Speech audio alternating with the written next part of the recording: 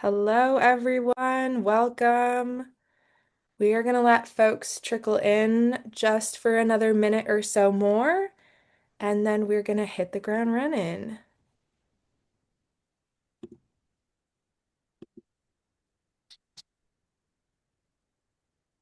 All right. Hi, everybody. Welcome, welcome. We're going to start at 6:03.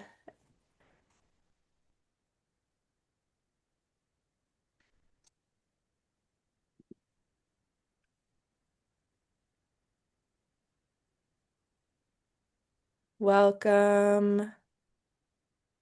Hi, everybody. Great to see so many familiar names in the participant area.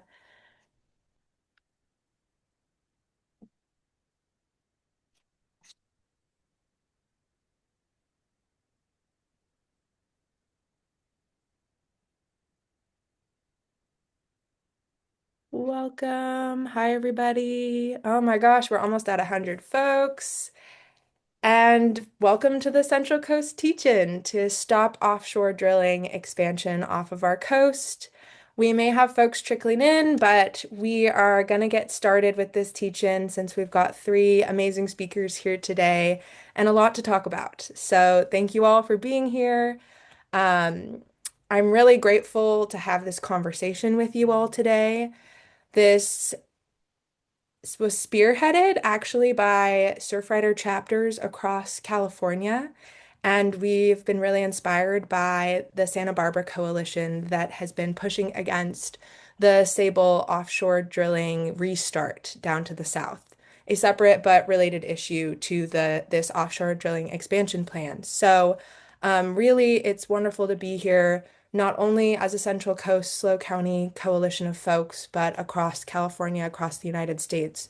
So many people working really hard to push back against offshore drilling expansion. So thank you all for joining this conversation. For those of you I haven't met before, my name is Gianna Patchen. I am the chapter coordinator for the Sierra Club's Santa Lucia chapter. I represent alongside our leadership team San Luis Obispo County, and that is where I get to work. But we collaborate with so many folks, again, not just in our county, but across the Central Coast, across California, and sometimes even across the nation and world. So it's great to see a lot of those faces represented here today. Um, I am here to guide our program as the moderator. We have some wonderful experts who are going to share more about the federal offshore drilling expansion proposal that's being brought forward and the importance of your local voices as we fight against this offshore drilling expansion plan. Before we officially dive in, I want to say thank you to the coalition of local organizations who are co-hosting today's event alongside us. This includes Ecologistics, League of Women Voters, Mothers for Peace, the Santa Lucia chapter of the Sierra Club, Slow Climate Coalition, and the Surfrider Foundation's San Luis Obispo chapter. It is truly a team effort that made today possible, and a huge thank you to all of these organizations and the volunteers who made everything happen from the flyers you've been seeing to the Zoom call that we're on today. And we have a wonderful panel of experts with us, from Assemblymember Don Addis to Surfrider's Ocean Protection Manager Pete Stauffer and Greg Haas, Congressman Carvajal's Senior District Representative. We've got an array of perspectives looking at the national, state, and local impact of a proposal like this. Each of our panelists today is going to share their perspectives on this federal offshore drilling expansion proposal, and there will be individual Q&A for each speaker. So we are going to be accepting questions from the audience throughout the program, and please send your questions in the Q&A box so that we can see those questions as they come in. And for the sake of time, you may notice that your question has been reworded or combined with similar questions so that we can be as efficient as possible and get to all of the many things that need to be discussed today. And if your questions are better fit for a different speaker, we may hold off on your questions for a later speaker. So we'll really hope to get to every single question today, but they may come in a different order than you expect or slightly different wording. So, before we dive into the meat and potatoes of our program, I want to make sure all of y'all got the invite to our slow action social to stop offshore drilling. This is the in-person community building component of today's program. We wanted to offer a space for us to get to know each other and relationship build, knowing that that is a really key part of pushing back against not only offshore drilling expansion plans, but in general, fighting for people on the planet here locally. So we hope if you're in San Luis Obispo County that you'll be joining us this Friday, January 16th from 4:30 to 6:30 p.m. You have to RSVP for the address, but it is in the city of SLO. So we hope to see you guys there. And we will be sharing about the Santa Barbara event that is happening at the same time, different place, at the end of the program as well. So, we are going to dive into our program here today. First, I would like to welcome Karen Venditti to join us here. Karen is the Natural Resources Committee Chair of the SLO League of Women Voters and was one of our key partners in organizing this webinar and the SLO Action Social. So, welcome, Karen, and thank you for being here tonight. Thanks, Gianna. And I might mention it's truly my pleasure and my honor to introduce Dawn Addis. We all know her as the Assembly person that represents our district, the 30th district. Dawn was a former special ed teacher for over 20 years, and she actually got the Golden Apple Award for her work. But she currently chairs the Assembly Budget Subcommittee on Health, which has a budget of over $200 billion. She also is the inaugural chair of the California Legislative Central Coast Caucus, and Assemblymember Addis helped craft the Safe Drinking Water, Wildfire Prevention, Drought Preparedness, and Clean Air Bond Act of 2024. Appointed by Assembly Speaker to the Ocean Protection Council and National Conference of State Legislatures Natural Resources, she brings Central Coast priorities to statewide and national conversations. Her advocacy for education, healthcare, housing, and environmental protection earned her recognitions as a reproductive freedom champion and California Ocean Champion. And last week, she hosted a press conference opposing the federal offshore oil drilling expansion plan alongside other state officials and nonprofit leaders. And of course, Dawn is also the proud mom of 2 adult kids and 2 rescued pets. Thank you, Karen. Oh, Dawn, you accidentally got muted. Oh, There did you you go. jump in? I'll just jump in. But first and foremost, I want to say thank you to everyone who has organized this, to Congressman Carbajal's representative, Greg Haas, who will be on, to Surfrider, League of Women Voters, Sierra Club, of course, and all of the other groups that have come together. I can't understate or overstate how important it is that the community comes together in events like this, the in-person events, and gets organized and activated.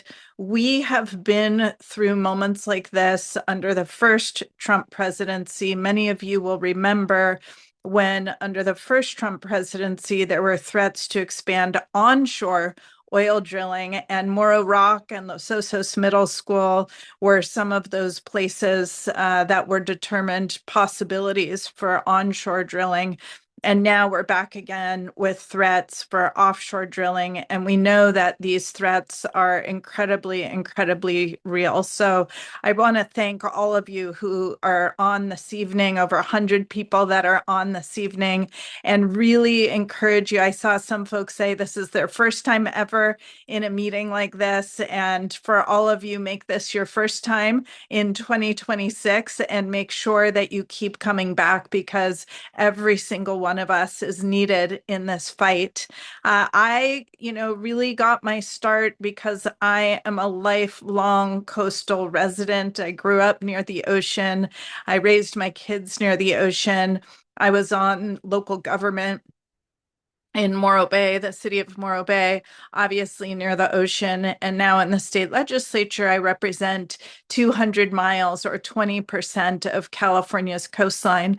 So one of the first things I did when I got into the legislature was to form the California Legislative Central Coast Caucus that you've heard about. And that is a group, it's the very first formalized group of legislators that represent the Central Coast. There's 10 of us. And now we are very, very fortunate that both the Speaker Rivas, who's from San Benito County, as well as the new pro tem, the leader on the Senate side, Monique Limon, from Santa Barbara. We're fortunate that our caucus has both House leaders in the legislature. We also now have both budget chairs in our caucus, State Senator John Laird on the State Senate side and Assemblymember Jesse Gabriel, who represents a corner of Ventura on the Assembly side. And then you've got myself in the caucus. I've got the Health Budget Subcommittee, but we also have the Natural Resources Budget Subcommittee and a Government Oversight Budget Subcommittee, as well as an Elections Chair. So the reason I tell you the background of the caucus is that we formed at the 2023, sort of spring of 2023. We did not know what was coming. We didn't know Trump was coming back in this way. We didn't know offshore oil drilling was going to be coming back, or at least the threat of it for the first time in 40 years, the threat of offshore oil drilling. But we formed the caucus anyway, specifically for moments like this, so that we could come together as a body to stand up for our communities and stand up for the ocean economies that we've all come to rely on.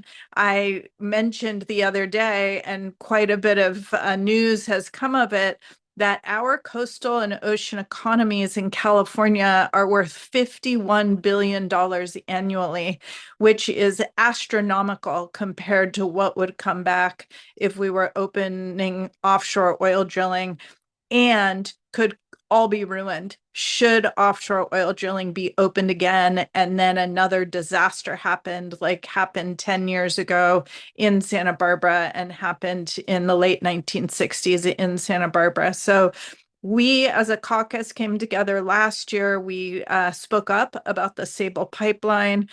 Individual Central Coast members, myself, spoke up and really held accountable the company that's trying to build the pipeline, the Sable Oil Company, and made sure that we got legislation across, which we did in the last hours of session last year through the budget. We were able to get legislation across to make sure that Sable is held accountable and that we are doing everything we can to prevent any opening of offshore drilling through the Sable pipeline.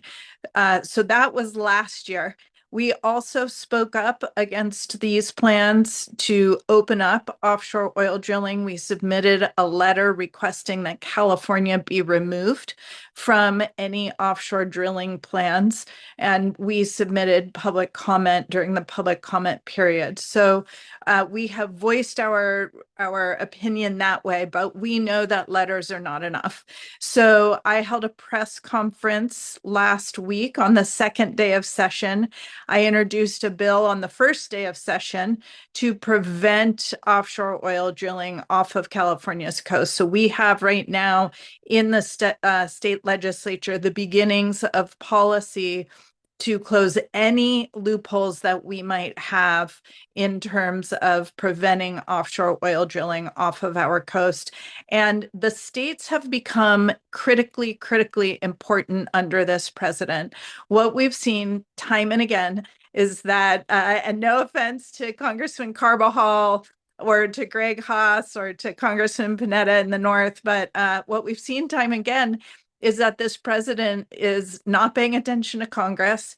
He pushes the limits everywhere he can, whether it's in the courts or illegal actions, using the budget to punish and get his way. What we really see is that we need state law to back us up. And so we've brought forward legislation that is going to help us do that. So I will go to 3 actions that I hope all of you will take. I said one of them right at the top. And the very first thing is, please let this be your very, very first meeting of 2026. If you've never been engaged before or you've always been engaged, make sure that this is your focus in 26 because it's going to take all hands on deck. The second action that I would ask you to take is please submit public comment, and I'm sure the information about public comment will be shared later, before January 23rd. You want to make sure that your voice is heard in numbers too large to ignore. And those of you that attended the Women's March way back when I organized the Women's March, and thousands of people came back, and one of the things we always said was, we're going to show up in numbers too large to ignore, and we're going to speak up in numbers too large to ignore. And we need your voices in this moment during this comment period before January 23rd. And then the last thing that I would say is our bill, AB 1539. It's called the Save Our Shores Act. Once we define what loopholes we have, and that we need to address from a policy perspective, we will have hearings on that bill. And that is always a time for the community to be able to come to Sacramento, either to testify or to add on support or to write letters of support. And so I encourage you, if you don't get our newsletters already, to go to my legislative website, and Andrea can put the link in the chat, but go to our legislative website. You can sign up for our newsletter or ask for more information there, and we'll be keeping you apprised as that bill moves through the process and can share resources about that bill. So Gianna, I'll pause there, and I know you wanted to take some time for Q&A. Thank you, Assemblymember Addis, for sharing all of that and joining us here today amidst your busy schedule. For everyone in our audience, now is the time to keep sending in your questions. You're welcome to send them in the chat or in the Q&A box. We have the wonderful privilege of getting to have some discussion with our speakers here today. You already answered some of my questions. I love the 1, 2, 3 actions, keeping it simple. I'm wondering, could you share more about AB 1539? Did I get that number correct? The Save Our Shores Act. Is this currently enacted? Is it going through the process? Could you just share a little bit more about that and what's next? Absolutely. So California has already done a number of things to prevent offshore oil drilling, most of them because offshore oil drilling is in federal waters. We've protected our state waters really well. We have protected our onshore lands very well in terms of putting policy in place already to prevent the transport of oil across our shores or to prevent any of the infrastructure that is needed for offshore oil drilling. So we introduced the Save Our Shores Act, and we're working with a number of groups that really have their eye on the very nitty-gritty loopholes that might be out there that we need to address. And those are the pieces that we'll be adding into this policy. One of the things that we have learned about the Trump administration, and I think everyone on here is going to be able to relate to this, is that this administration has a way of finding the most esoteric loophole, the loophole that nobody has thought about in a long time, in whatever venue that they want to attack the things that we hold dear. And so we are also looking for those pieces to make sure that we're proactive in protecting ourselves this legislative session to create that backstop. So as the legislation develops, I'll be able to share more concrete details about exactly what we find. Thanks for sharing that and how identifying those loopholes is so crucial at this stage.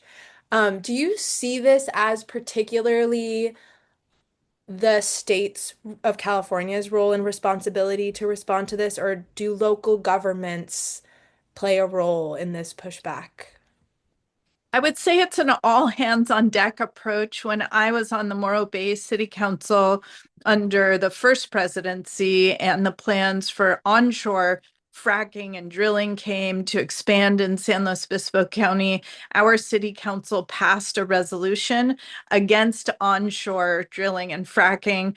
Our city had already passed a resolution against offshore drilling. So we had already expressed our views, but I would suggest, of course, that local governments get engaged in this. There is a very important role for the state because what we've seen time and time again with this administration is that the states have become the backstop for issue after issue. And that's why we're attacking it at the state level. But I would say oftentimes there's ingenuity at the local level, and then that bubbles up to the state level and becomes state law. So that is also important. Thanks for sharing that, right? It's not just like one front we're fighting on, it really takes all hands on deck from all angles. We have an array of questions coming into the Q&A, so we have a wonderful support team helping sort through a lot of them. Um, I'm curious, one of our questions that came in is a bit complicated with a lot of the dynamics happening on the federal level. So I'm not sure Greg Haas may be able to help answer this question as well. But are you expecting to see any flexibility in the push for offshore oil, as in like changes in the federal administration's need for this oil? We're seeing folks ask about this in context of Venezuela, which is a very complicated, nuanced issue.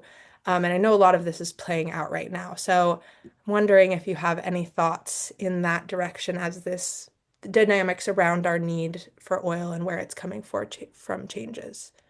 So, I would be very careful about assuming that we have need for oil. And here's why. Last year, we passed AB 3233, or excuse me, the year before, we passed AB 3233, which it was a piece of legislation that gave power to local entities to ban oil and gas production in their communities, so in their jurisdiction. That legislation passed in the last 13 minutes of session. It was incredibly hard to get across. It sat on the Senate floor, the state Senate floor, for almost a week, one vote short before we were able to get it passed. It was incredibly, incredibly tight situation. But here's why. The oil industry spent $10 million in the first quarter of that year. So when we talk about the need for oil, we have to remember how much money the oil industry spends to make us think that we have a shortage or that we need more oil. And I'll give you another example. We, in the state level, passed some regulations to make sure that we did not have any more gas price spikes. When it came close to that being enacted, the oil industry started saying, if you let these regulations be enacted, prices are going to spike even higher. So, some folks got nervous. We paused it. The very next day after we paused it, gas prices went up.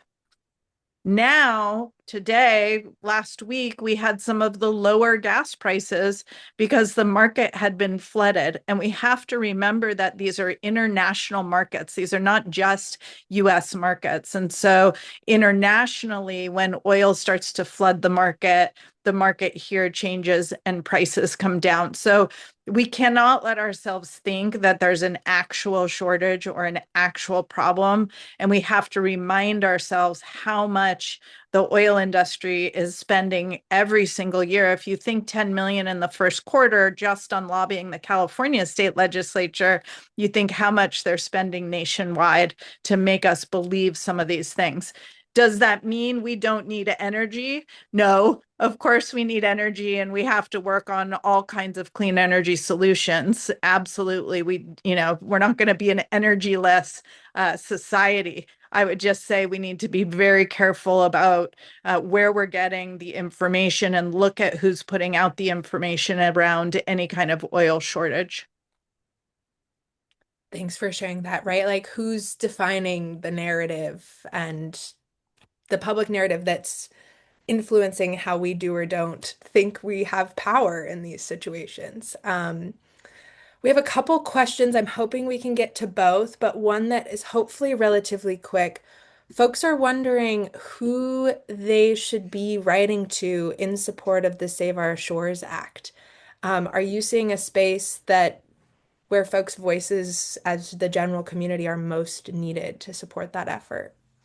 At the moment, you're welcome to write, so, send us support letters to our office. I saw Andrea put our website in the chat, but as soon as we know which committees, when we have the bill solidified and then we know which committees it's going to go through, we'll be able to share that information around which committees people should be interacting with. Thank you. But we'd love to hear from people. So feel free. We have a contact form on our website. So feel free, please. That's great, right? And that you're collecting that support to help move it through the process. It's not one and done deal, right? That support's needed at all stages. Um, we have some really exciting questions about offshore oil versus offshore wind and this kind of transition from the fossil fuel era into a renewable energy era. We've got an array of curiosity about this, about where you stand on offshore wind versus offshore oil, and how you see a transition that's economically viable, as well as safe for communities. I'm curious if you could just share more about your perspectives as we hold these two industries that are on the forefront of the conversation right now. Well, offshore oil, we know, poses huge, huge risk, and we've lived through it on the Central Coast just 10 years ago. And interestingly, Sable Pipeline, they tried to come back online on the 10-year anniversary of the oil spill in Santa Barbara. But we know it's devastating to not just our ecosystem, but to tourism, which means also to our economy and just to our way of life on the Central Coast. When it comes to offshore wind, I have always advocated for a science-based approach, really understanding what is the potential impact and what are the potential benefits.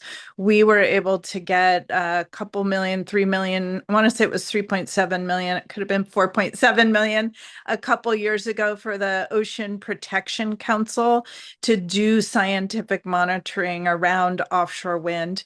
The reality right now, though, with offshore wind is that, the president and the administration are attacking offshore wind.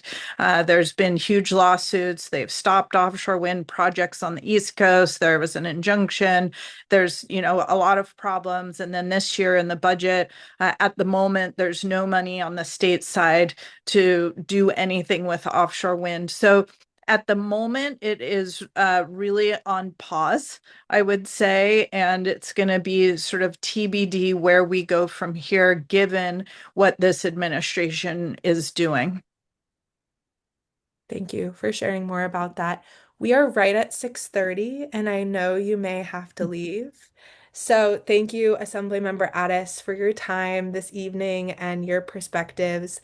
I think folks may have seen this already, but we did share Assemblymember Addis's website and SLO County District contact information. So please feel free to reach out with any questions and any of those resources that Assemblymember Addis shared earlier. Do you have any last thoughts or reflections you'd like to share? Just, thank you. I saw a number of questions come through in the chat that we weren't able to get to. Please feel free. Our office is here if you want to send those questions over directly. And again, I'll just reiterate the 3 actions that we hope everyone will take is number 1, make this be your first action this year, not your last. Number 2, and I'm sure the information will be shared later, to submit comment before January 23rd, expressing your views about offshore oil. And number 3 is to make sure you're getting our newsletters so we can keep you apprised of AB 1539 as it gets solidified and moves through the process. And we're here, so we want to hear from you and engage with you. And just thank you to everyone who's come tonight, and especially Sierra Club and all of the hosts this evening. Thank you, Assemblymember Addis. Have a great rest of your evening. You too. And we've got a lot of questions, some of which are being answered in the Q&A. We will try to get all of them verbally answered as well. Some of the questions you've asked are going to be answered by our upcoming speakers. So don't worry, we are doing our best to get to every question out there.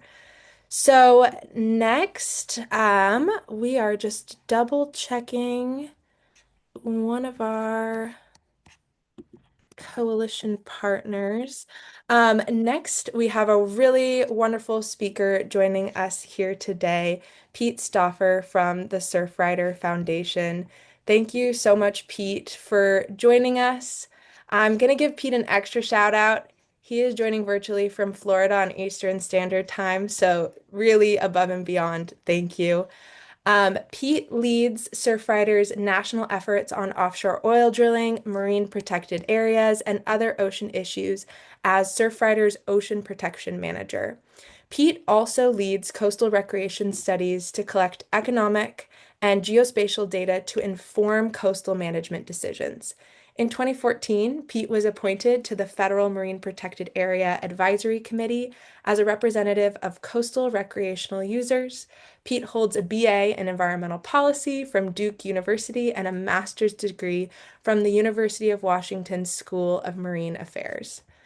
After completing his master's degree, Pete spent several years in Washington, D.C., working for the NOAA Fisheries Service before joining the Surfrider Foundation. And I will just share, it's been a joy to get to know you a bit, Pete, and to see the wonderful work you are doing across the country on this issue. Thank you for joining us here today. Well, thanks, Gianna, and thanks so much for joining everyone. Good evening. Like Gianna said, Pete Stauffer, and I'm going to provide a quick overview of the issue. So, a few things I'm going to cover. First, we'll talk about what is offshore oil and gas drilling, what are the environmental impacts from it.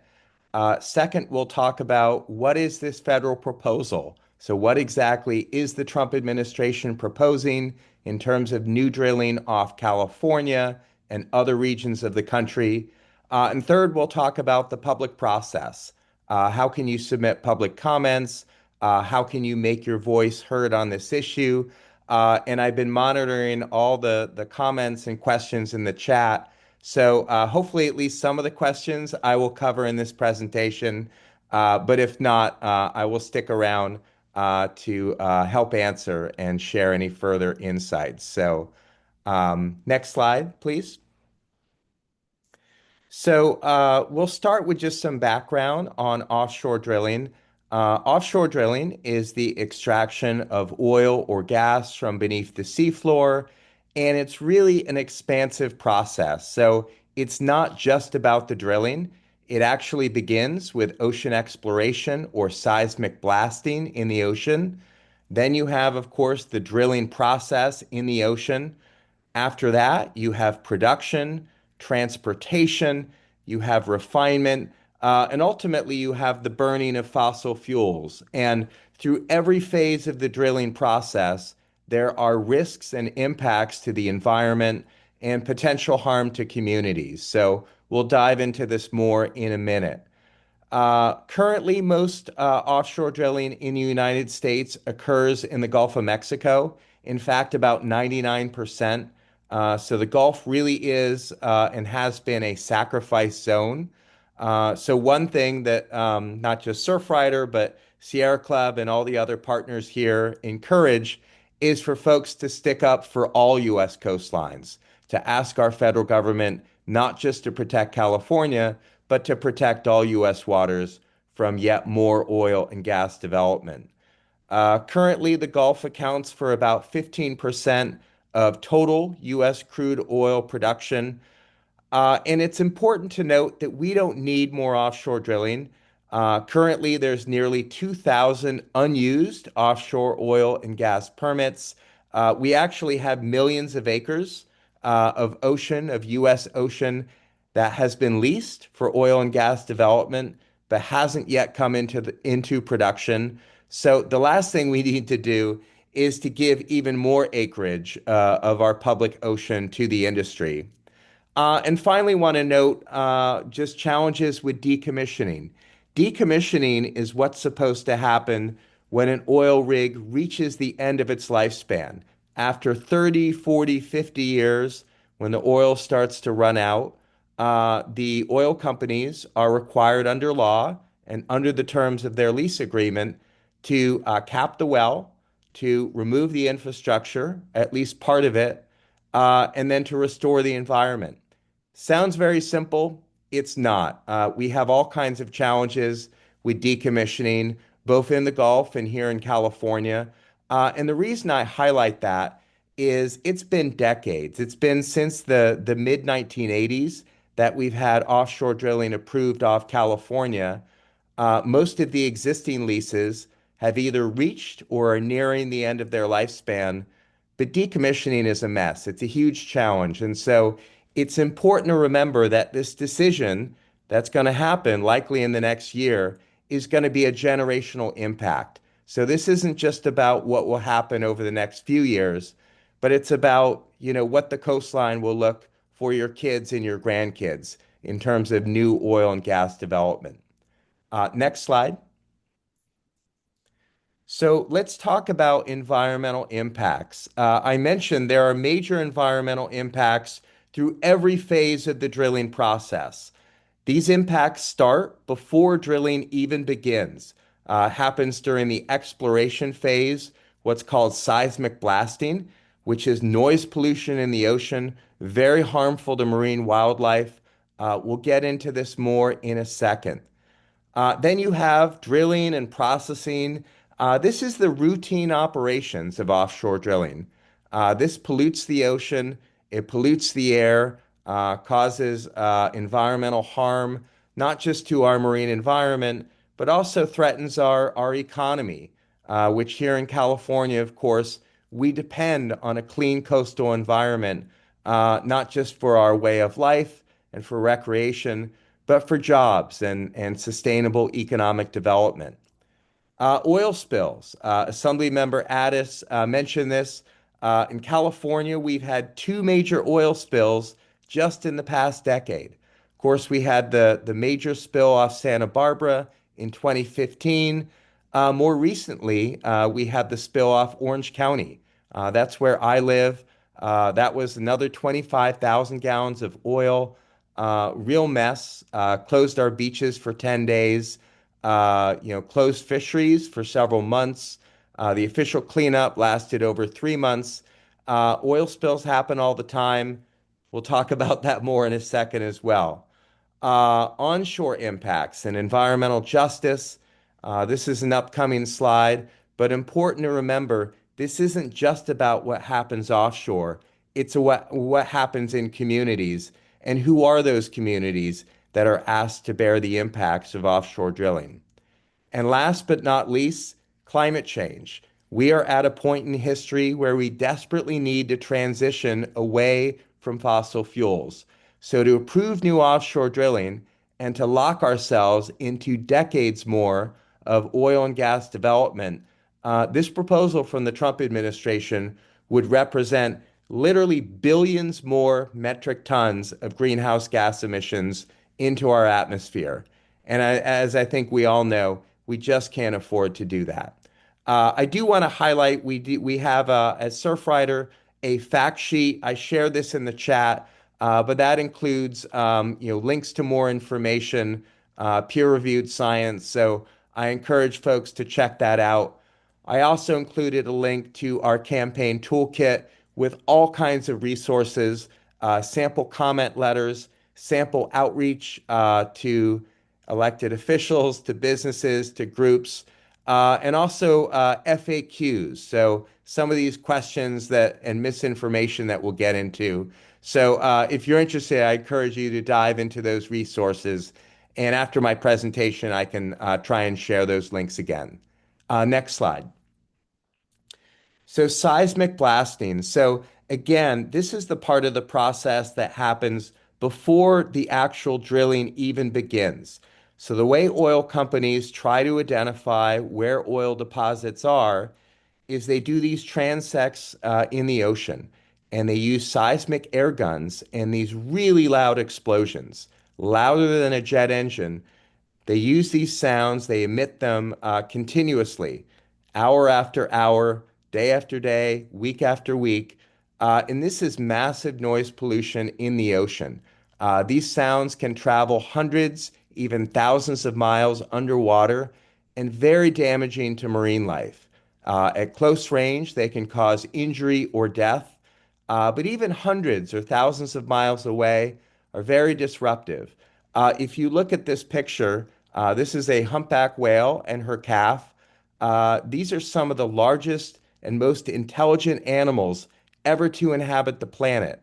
And they depend on sound and hearing for their communication, for their migration, for their reproductive behavior. And these animals, as intelligent as they are, they cannot submit comments to the Trump administration. They are relying on us to be the voice. So please be the voice for these magnificent animals by standing up for our oceans. Next slide. So I mentioned oil spills. Oil spills happen all the time. They're part of the business of offshore drilling. The smaller spills are underreported by the industry. They typically are not covered by the media. And then, of course, you have on the other end of the spectrum larger spills. Larger spills can be catastrophic to marine ecosystems, to communities, to coastal economies. I imagine many of you, were around when you had the Santa Barbara spill. You saw what a mess that was. Off my community in San Clemente, we had the Amplify Energy oil spill 4 years ago. Really heartbreaking to see those impacts to wildlife. I was involved in the cleanup, working directly with the Coast Guard and Unified Command for over 3 months on this effort to clean up the mess and restore our beaches. Just trust me, we don't want oil spills. They're a mess, bad for our environment, bad for our wildlife, and just a real threat, not just to our communities, our businesses, our jobs, but the way of life that we're fortunate to enjoy here in the state of California. Next slide. So environmental justice. This is what offshore drilling looks like on land. You have refineries, you have petrochemical facilities. This is the process where crude oil is taken, ultimately refined into these different products. Terrible air pollution. And these facilities tend to be sited in either lower income and or communities of color. Um, Terrible air pollution, elevated cancer rates, issues with asthma, all types of horrible impacts. And, even if this isn't going to be cited in your community, it's in someone's community, and that's still not okay. So this process is an opportunity to say no, to say no to more of this, and say that we don't want to commit ourselves and commit communities to more of these types of impacts for generations. Next slide. Also want to highlight there are a number of myths. There's a lot of misinformation out there when it comes to offshore drilling. Much of this originates from the industry itself. I shared within the campaign toolkit in the chat. We have an FAQ that's pretty detailed, includes links to peer-reviewed resources and citations. So I'm just going to go through some of these quickly, some of the most prevalent myths that you will hear. The first is that new offshore drilling will not reduce gas prices. Gas prices are set by global markets, right? And even in a sort of most, uh, you know, quote unquote optimistic scenario of how it could impact gas prices, we're talking a few pennies on the dollar. So that is not a valid argument. You will hear it repeated in social media, um, talking points by some of our federal government officials. It's not true. Second, more drilling is not needed. The U.S. is currently energy independent. So for the past 5 years, the U.S. has been a net oil exporter. So we are literally exporting oil to other countries. So we don't need more oil, not necessary. Third, the oil industry is not limited. I mentioned we have nearly 2,000 unused permits that the industry is sitting on in terms of offshore drilling, millions of acres of ocean that have already been leased to oil companies that have not yet come to production.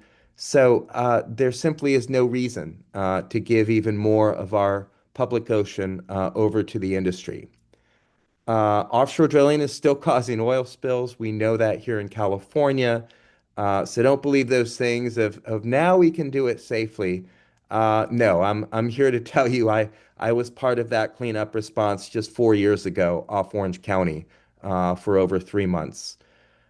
We have alternatives. We have renewable energy, wind and solar. These are scaling, they're cost competitive. That's the future. That's the direction we need to go, what we need to be investing in. And it's simply not compatible with economic development. Assemblymember Addis talked about this.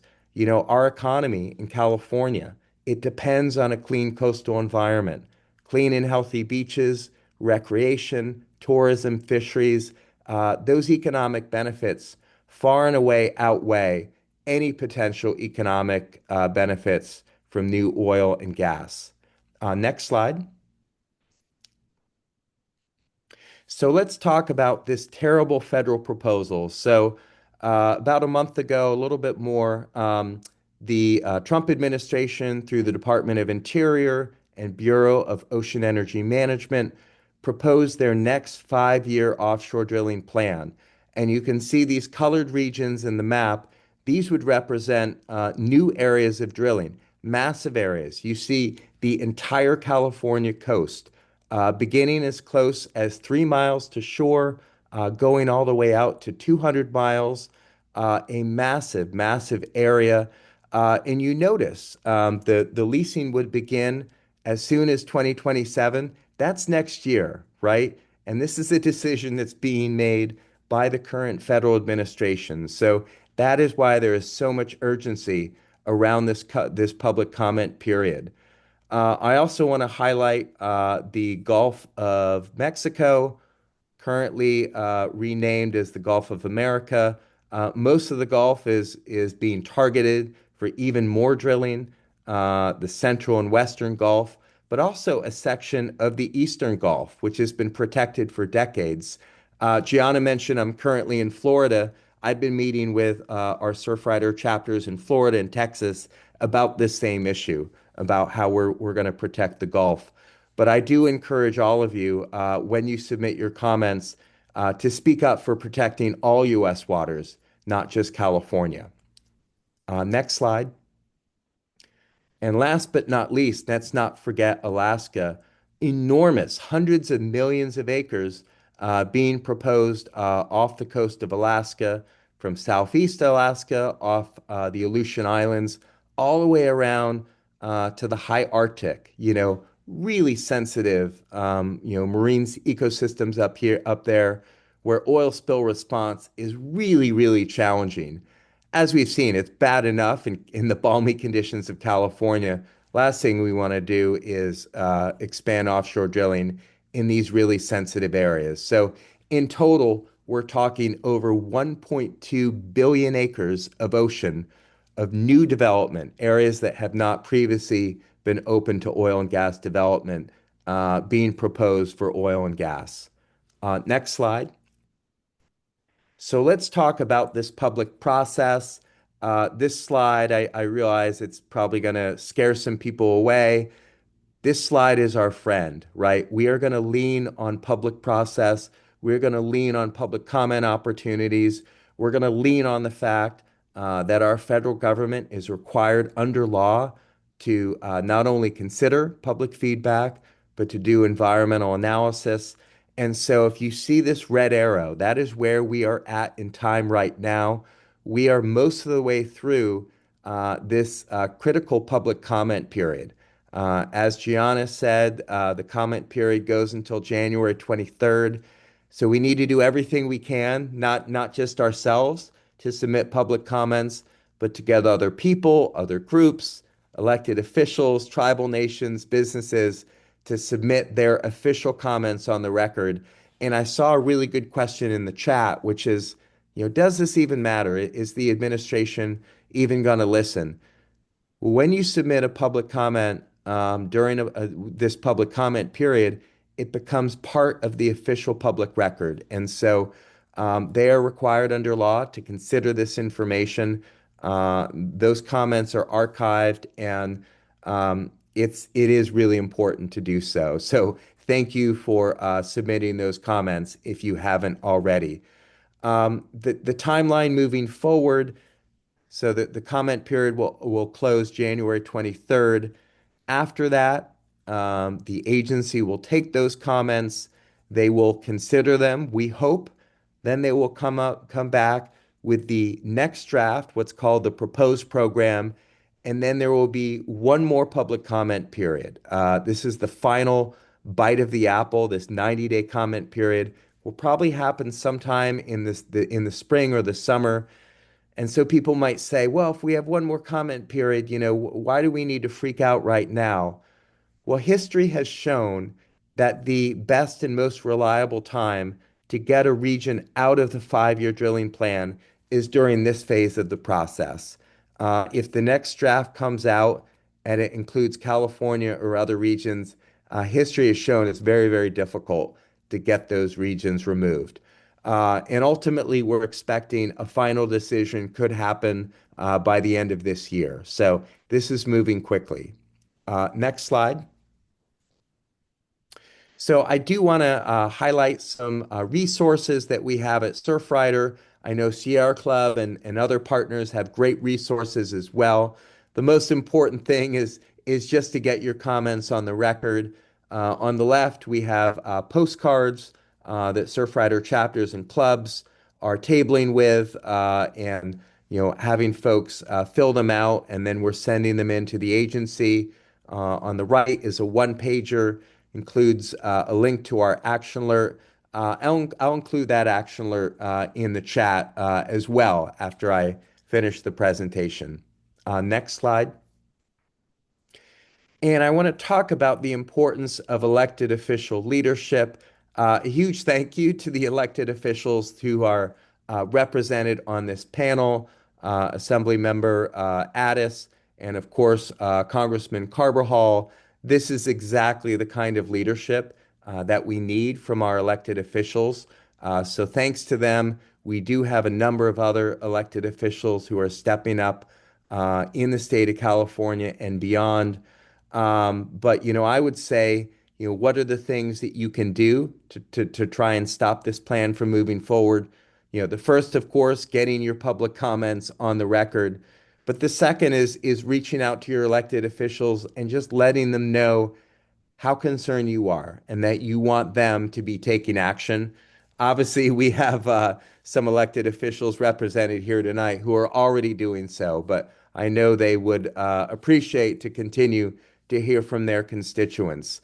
Elected officials, again, we want them to submit their official comments on the record. But there's a number of other things that elected officials can do to try and discourage or prevent or make it more difficult for offshore drilling to happen in federal waters off California. So, yes, this is a federal government decision, but there are things that can be done. The local government passing resolutions that shows formal opposition. This is how we build power. We build power from the bottom up, and building this grassroots opposition. We've seen this be a blueprint in the past, including stopping the Trump administration's proposal during the first administration. So, passing resolutions, passing ordinances against onshore oil and gas development, an effective tool. The state government, we've already had our governor speak out very forcefully against this proposal. The state legislature, as you heard from Assemblymember Addis, they're looking at legislation to continue to close loopholes, to look at ways to discourage or prevent, for example, the transportation of crude oil from federal waters onto the coast through our state waters. So that's another great way of supporting those state laws and policy efforts. The State Lands Commission has a really important role to play with their authority over state laws. And then finally, Congress. What Congress can do, and we have great leadership, which you'll hear in a second from Greg, from Congressman Carbajal, of legislation that would permanently protect federal waters from offshore drilling. Obviously, it's a difficult climate in the current Congress, but we need to continue to build this support, to build bipartisan support in Congress to permanently protect U.S. waters from offshore drilling. Next slide. And I want to highlight the importance of business opposition. This is so important, particularly with this administration, to make a business case, an economic case for the importance of protecting our coast from drilling. There's something called BAPAC. You may have not heard of it, but it's a West Coast coalition, the Business Alliance for Protecting the Pacific Coast. This is totally grassroots. Over 8,000 businesses on the West Coast that have formally opposed new offshore drilling.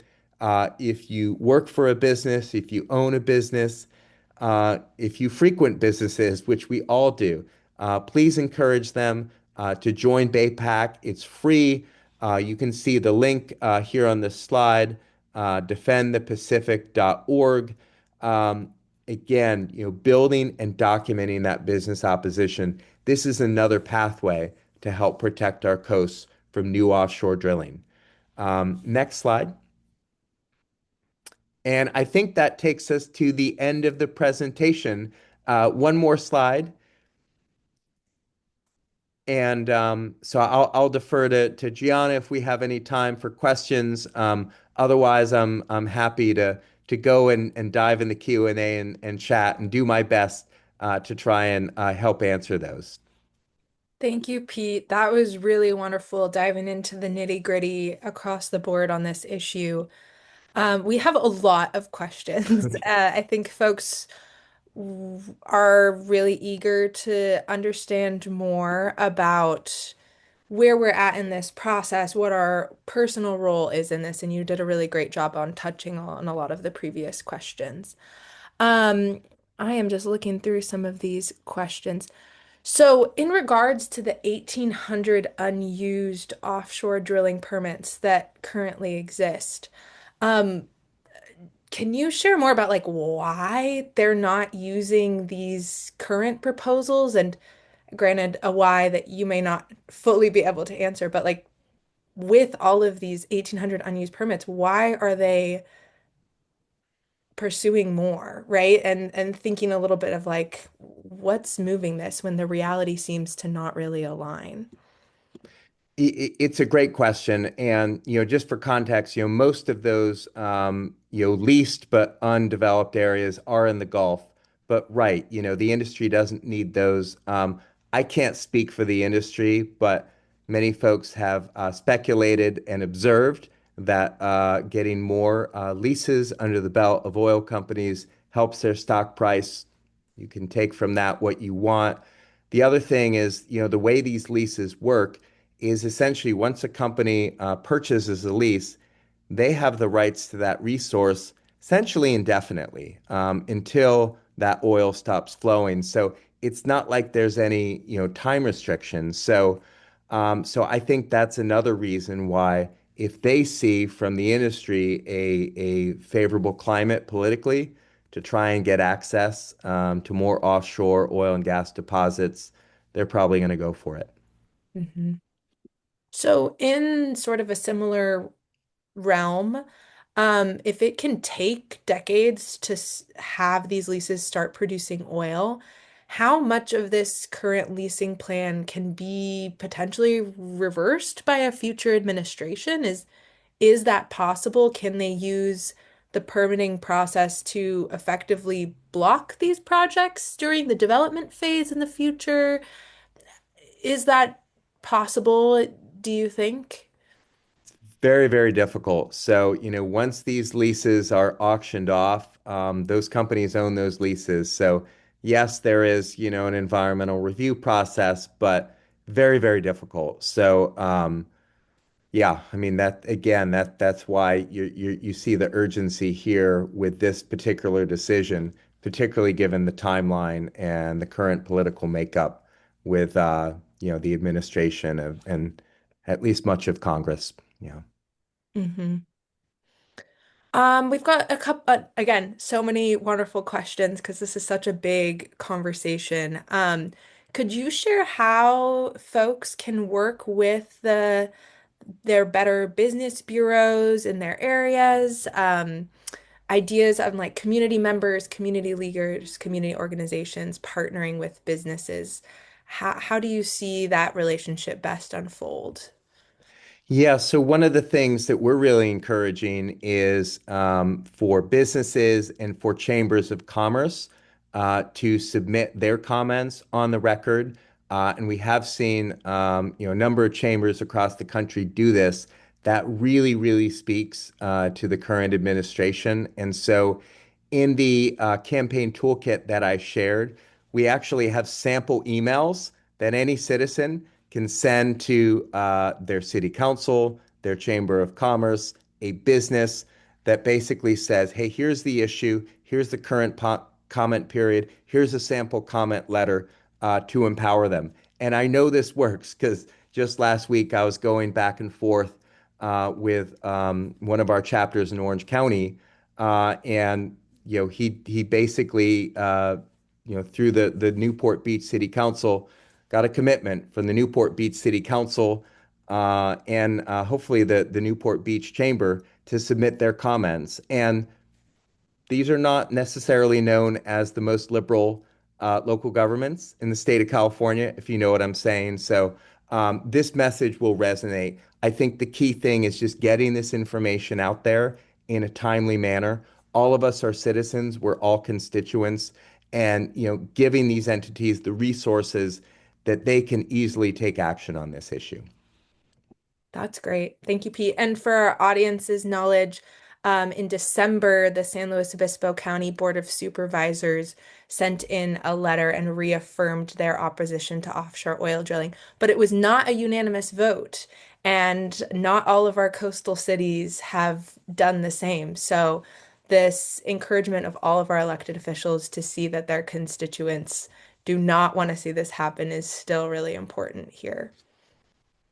So we have a couple like questions about how this works. First is a pretty simple one. How far offshore are we talking here? And I'll add like one of my little twists. I heard that some of these proposals are in deeper water than is typically done. Could you share a bit about how far are we talking potentially, and is is that unprecedented or new in any way? Yeah, I mean, when you look at the maps, I mean, basically that drilling could be as close as 3 miles to shore, which is where federal waters begin, but all the way out to 200 miles offshore. So basically, they're looking at essentially the entire EEZ or federal waters off the coast of California. So millions of acres. And in total, when you look at the Gulf and you look at the waters off Alaska and the Arctic, 1.2 billion acres of ocean. That's really a lot, right? Oh my gosh, the Yeah. impact's just massive. Um, so you answered this question in the Q&A, but I'm going to ask it verbally as well for folks who aren't able to read those answers. And so we have it on the video record. But who determines where this offshore oil drilling happens? Is this federal, state, county? Um, and curious about how this works with state waters versus federal waters. Yeah, and so just as a background, so state waters off California are 0 to 3 miles offshore.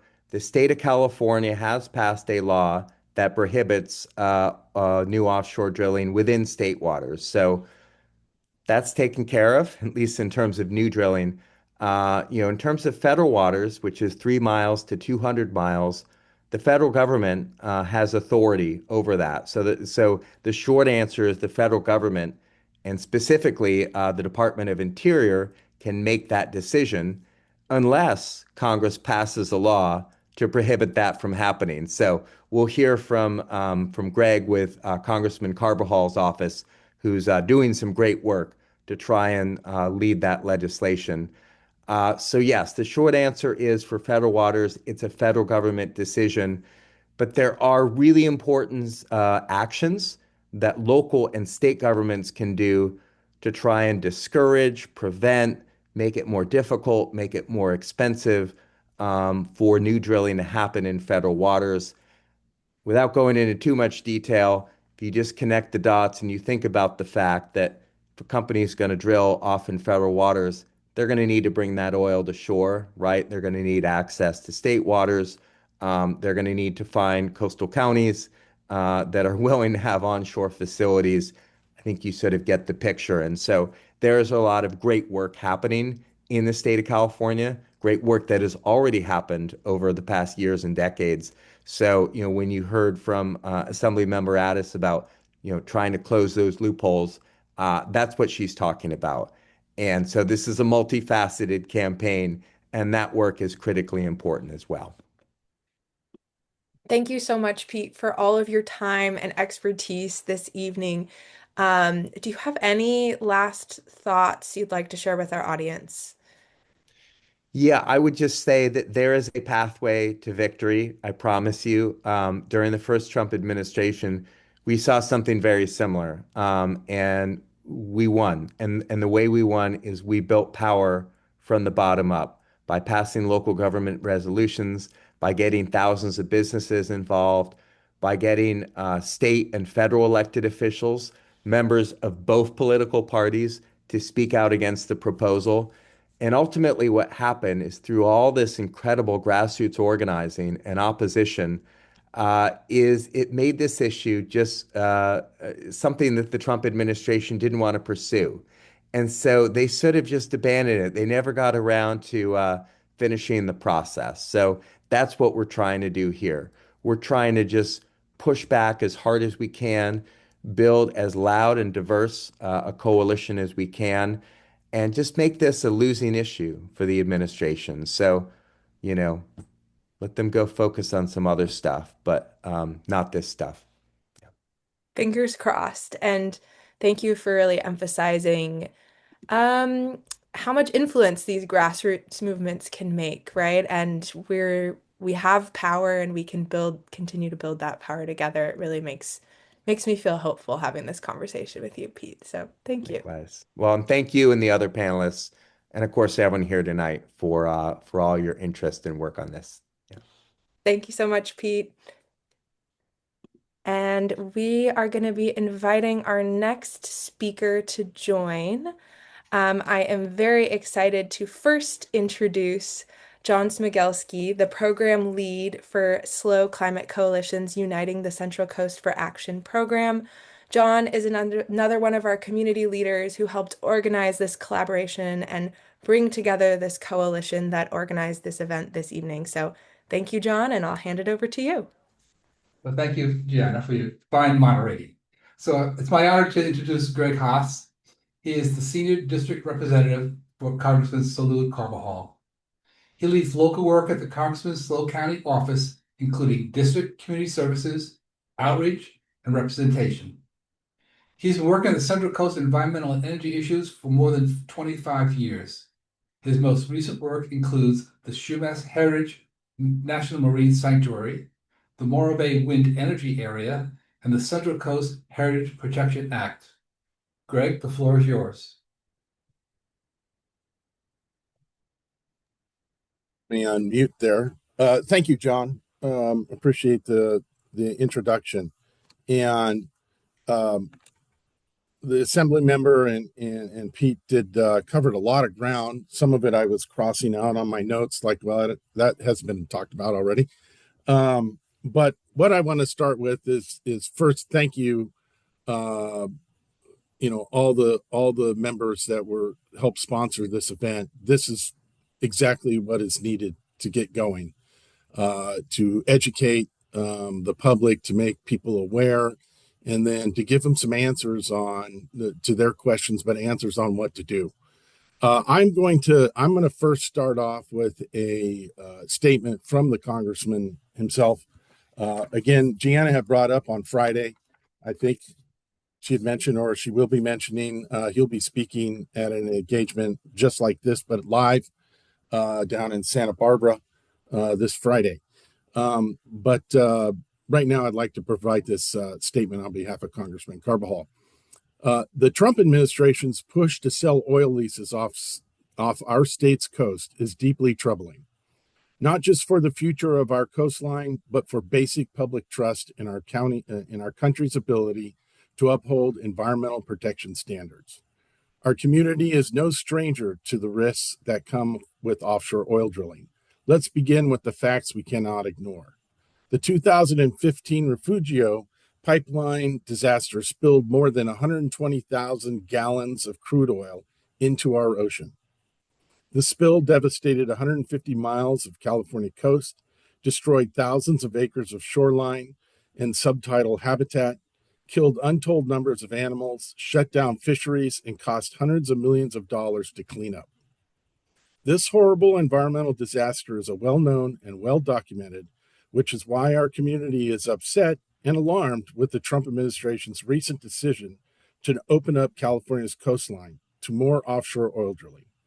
Despite widespread public opposition to this plan, the Trump administration is moving forward with it anyway, making it clear that they are prioritizing big oil's interest ahead of our community's well-being.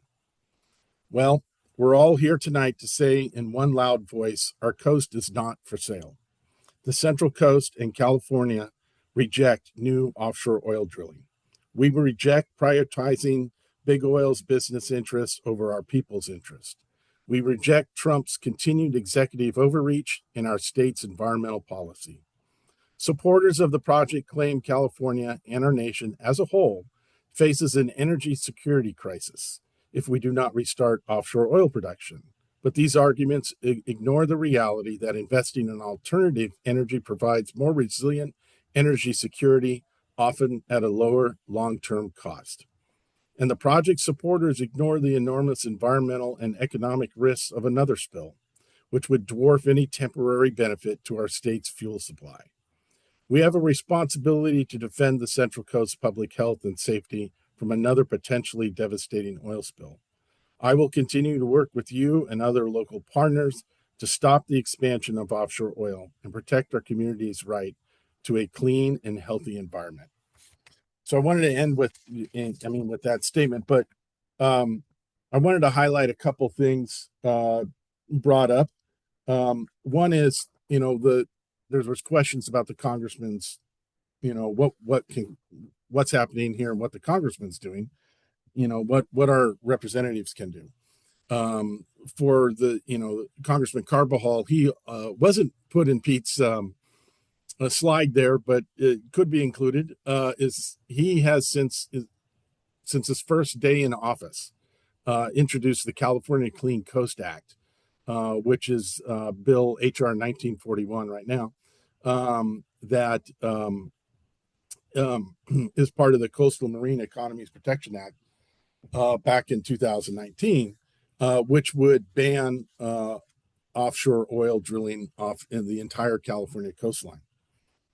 We have been joined when he reintroduced it in April by 36 members of the California delegation, out of 41 of the Democratic colleagues from California.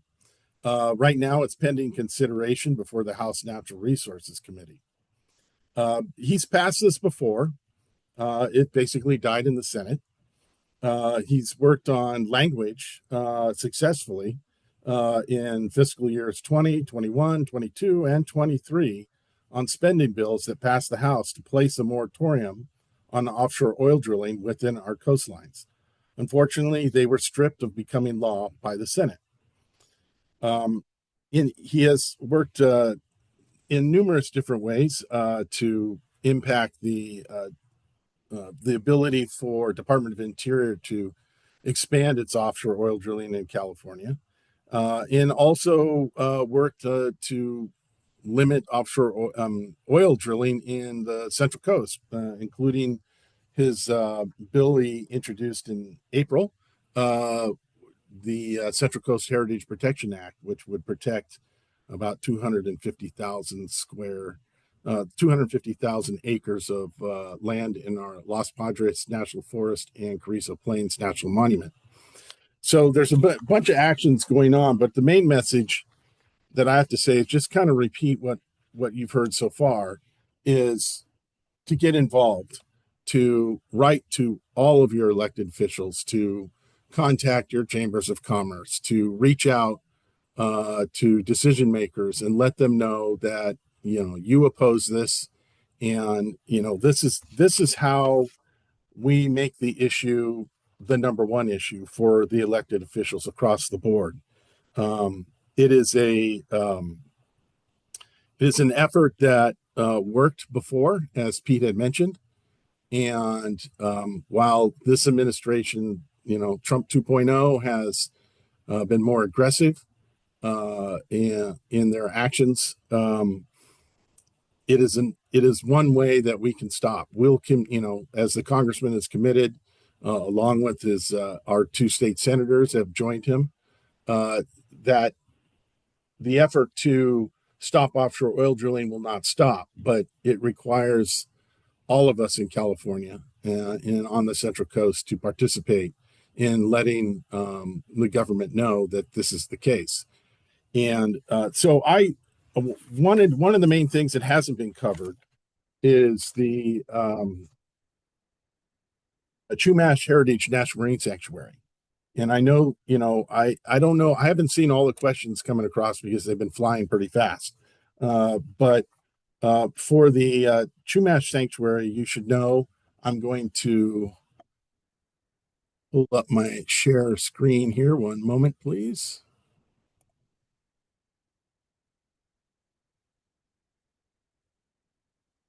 I'm hoping you can see that. There we go. So these are all the restricted areas for offshore oil development and mineral extraction. Some of these are protected by the Outer Continental Shelf Lands Act, which was 2008 when it ended. And then the others are protected by, since then, that have been created, like the Chumash Sanctuary, by in its own management plan, where it does not permit exploration, development, or production of offshore oil. So I'm going to drill down to the Central Coast here. Bear with me one moment, please. Right in the middle there is the Chumash National Marine Sanctuary, with the Monterey Bay National Marine Sanctuary to the north and the Channel Islands National Marine Sanctuary to the south. Those areas are listed currently as locations that cannot be leased. And so thankfully, we were able to accomplish the sanctuary last year. Not last year, in 24, and be able to put in those protections. However, as you can see, as Pete showed you earlier, the Southern California leasing section includes, basically San Luis Obispo south to the border of California. And a lot of the areas that are currently used and likely, though we don't know yet, are going to be in the Channel Islands region, off Santa Barbara coast. That is not guaranteed, but right now we have, find my notes here. We have 30. Yeah, so we have the proposal as Pete brought up, there's going to be as many as 6 sails off the Southern California coast, 2 in the Eastern Gulf, and 21 off Alaska. We currently don't know when those sails are going to be, and or where they're going to be, and expect that this is part of the decision process, and this is where we need to let the administration know that we don't want them here. There are right now 30 active leases off the Southern California section. 20 of the 23 federal oil platforms are in the California 24th Congressional District, which is Santa Barbara, San Luis Obispo, and Ventura. So that's kind of the situation as it is. We are, actively, the congressman is actively working on efforts to limit BOEM's ability, BOEM, the Bureau of Ocean Energy Management, who are the ones that provide the leases, to limit their abilities to offer leases. But with this administration and this current Congress, not likely to see legislation moving anytime soon. But again, that comes back to the voice of the people that overwhelmingly heard that this is not okay, will make a difference.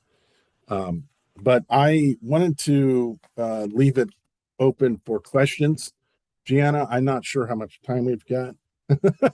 So I'll just end it there quickly and see if I can answer.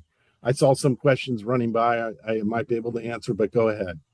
Yeah, thank you, Greg. I really appreciate your perspective on this from a federal lens. And as a Central Coast San Luis Obispo County resident who worked really hard on the Shumash Sanctuary campaign and so many other efforts, it's really great to have your perspective on this. I really appreciated that you talked about the Shumash Sanctuary, right? And the other national marine sanctuaries we have off the coast of California and across the United States.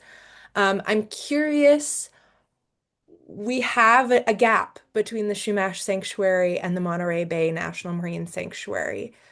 Knowing that we don't know everything, do you see areas like that vulnerable in a proposal like this?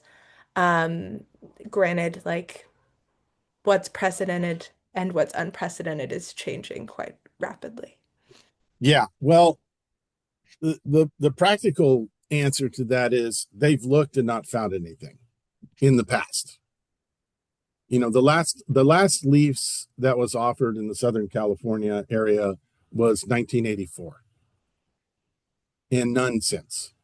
Of course, it's been a lot of efforts to stop it and prevent it, including my previous boss, Congresswoman Lois Katz, who worked on it, to stop efforts. But everything, we're not sure what this administration, where they're heading and what their plans are. And Pete brought up a good point. There's, the 1,800 unused leases. Well, I can expand that number exponentially if you go on land. There's well over 6,000 unused oil drilling permits on the terrestrial federal lands. So the need is a question. And I mean, this issue came up in the mid 2000s, where Congress was asking our former great Speaker of the House, Nancy Pelosi, was raising the question and proposing legislation that didn't move eventually through the Senate, I believe, of use it or lose it. And that's another potential. But the issue here is that we don't know exactly where they're looking, but we know where they've looked before. And a lot of that area is where you have current oil extraction, which is near the end of its life. The best that, one speculation has been that they're going to look further away, further offshore, the 200 miles off, that maybe perhaps there's potential out there. But our coastline has been explored. And there's areas that, the oil companies have not shown interest. Now, do they want to hold a lease that maybe doesn't mean anything? I don't know. There was somebody who had commented on here about the unused leases basically being used as part of their capital portfolio. Yeah, that's exactly what they're doing. If we were so desperate for the oil, why aren't we drilling it? And again, as Assemblymember Addis brought up and Pete brought up, it's a global market, and that dictates the price and the demand on whether it's worth drilling or not. Yeah, fascinating to see the dynamics in this too, right? Like doing it for their capital portfolio, not necessarily for oil drilling, is a really interesting perspective on this, right? And a reason why the Trump administration produces proposals like this, at least one of the reasons. So we're really close to the end of our time, Greg, and we have an array of other questions for you. But I think our last question we're going to have to do for the evening is, what kind of response are you and Congressman Carbajal seeing from other federal representatives across the United States, like Florida representatives, Alaska representatives, and can this turn into a bipartisan issue? Curious what you're. I think it definitely can, and I think Florida is an example of that. There is a bipartisan. Don't ask me who. There is a bipartisan coalition of federal representatives that oppose drilling off the coast of Florida. And basically that's what happened also on the East Coast too. Do you notice that there's no drilling leases being offered there right now? Right. There's reasons. That's one of them. And so that is a real possibility. Now, on the coast of California, we don't have a bipartisan representation on the coast, basically. It is, difficult to gather the other members of Congress from the Republican side to join in that are mostly in our valleys and on the east side of our state currently. There's an effort there, but really, I think it's a message. I mean, one of the key things that had been used in the past was the messages from business, from the economy, and from local representatives, local elected officials, I should say, that they voice their opposition to this. And there's reasons, and give those reasons, the economic impact, the no need for this, and various other reasons for that. We have dotted across the California coast different communities that have forbidden oil development, onshore oil development, to be built to land. I believe Morro Bay has one of those ordinances that was from a long time ago. from the 70s or 80s or something like that. And so it's those kind of efforts that I think are going to make a difference. But there is in other parts of the country, there is a coalition of bipartisan members to fight this. Now, that's not everywhere on the Gulf. Some parts of the Gulf, they welcome. Mm-hmm. Wow. Yeah. Well, thank you, Greg, for sharing all of your expertise and giving us your time this evening. We are at 7:30, which I know is the end of our scheduled program. I'm hoping some of y'all will stay on just a few extra minutes as we walk through the action items that we have available. You will all receive these via email as well, but we have some time and space. So thank you again, Greg, and thank you to all of our coalition partners, to the Slow Climate Coalition, the League of Women Voters, Mothers for Peace, Surfrider, Ecologistics, and the Santa Lucia chapter of the Sierra Club. Again, we hope you'll stay just a couple more minutes. I want to share with you all again that we are having an action social here in San Luis Obispo. Looks like the link may not totally be loading, so we'll try that one more time. You might have to copy and paste it. But we hope we'll see you on Friday, January 16th, to build community and coalition around this effort. And if you are willing to make the drive down to Santa Barbara, our coalition partners down in Santa Barbara are hosting an in-person event with Congressman Salud Carbajal speaking live, Ted Danson speaking live, actor. Don't know if y'all have seen him. I know him from The Good Place mostly. Greg Hart, Assemblymember, Laura Capps, Santa Barbara supervisor, and Mia Lopez, who is a Shumash leader and actually a dear friend. So if you're wanting to drive to Santa Barbara, that is what's happening to the south of us on Friday. And if you're hoping to stay closer to home, we hope you'll join us in San Luis Obispo on Friday, January 16th.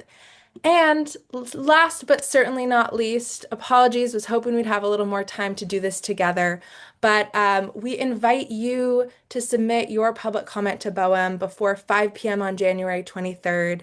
The guide will be put in the chat shortly and will be sent to you via email as well. And as all of our speakers highlighted, giving comment is really crucial, and the sooner the better. I also heard a huge theme of grassroots coalition building, and that starts with being at events like our Action Social or reaching out to your church or your local chamber of commerce or your local elected officials. And you, as a member of a public, can do that and can ask that of these institutions. So I would encourage you to check out that Surfrider toolkit that's also in the chat for engaging other folks in your community. And please feel free to reach out to me and our coalition members that are here today if you'd like to learn more. So I am going to quickly put this link in the chat for you all to hopefully make your own comment this evening or another day this week.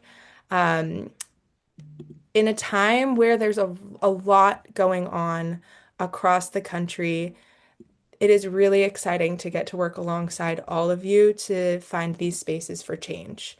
And it's baby steps and it's big steps. So our Take Action Today link is in the chat here. You will find things like where to submit your comments. Again, by Friday, January 23rd. I recommend doing it by 2 p.m. because you never know if there's tech issues. And there's an online comment option as well as a written comment if you'd prefer to mail your comments in. If folks have questions about how to comment, I am happy to stay late. We have a talking point template about how you can use your voice and suggested ways to connect it to your personal story, right? This can be about you, about your passions for the ocean or your local business that you are an employee of or an owner of. So we, again, really encourage you to find ways to connect with your community around this issue.